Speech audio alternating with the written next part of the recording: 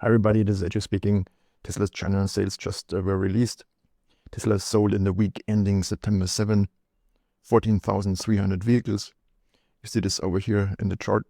This brings the quarter-to-date total to 113,300 units. You see the same number down here. And this chart down here compares the last 5 quarters at that point in time. So after the first 10 weeks of the quarter. And you can see that the current third quarter is significantly ahead of both the first quarter and second quarter of this year, but it's still meaningfully below the third quarter of last year. The third quarter of last year was at this point in the quarter at 129,000 units. But I think what everyone is interested in is what this means for the third quarter total.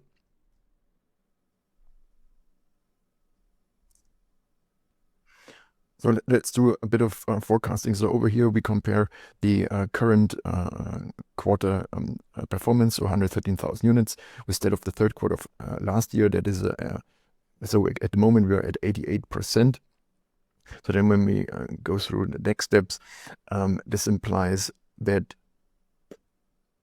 if the remaining third quarter performs at 88% of the remaining third quarter of last year at this point, there would be another 46,000 units, and this would get us to 159,400 units for the total of the third quarter.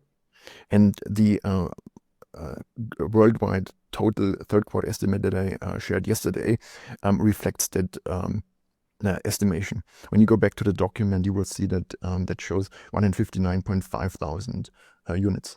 So in other words, this print is in line with my expectation. Next, let's take a quick look how this compared to last year. So last year at this point in the year, we were at 409,000 units. At the moment, we're at 381,000 units. I think overall, this is a pretty strong performance, since the Chinese vehicle market became even more competitive this year. And people who follow my research have seen that the number of available vehicles has significantly increased.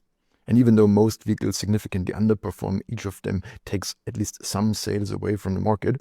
And then a lot of the Chinese players have very short product cycles, and they keep throwing new or refreshed models year over year on the market.